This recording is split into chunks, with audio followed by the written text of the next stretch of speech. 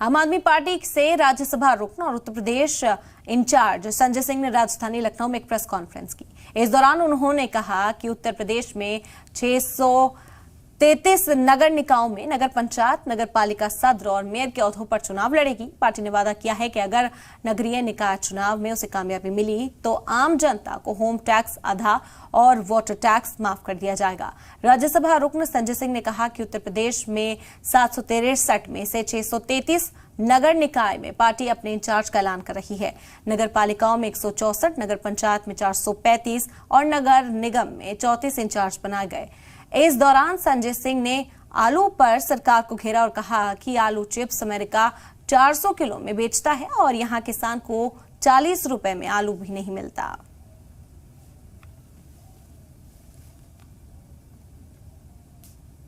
किसान को मिल रहा है 6.5 रुपए, बिचौलिया कर रहे हैं, भ्रष्टाचार, जमाखोरी होती है, बाजार में कमी होती है, तब आलू निकाला जाता है और वही आलू फिर 40 रुपए किलो कालाबाजारी के माध्यम से मिलता है।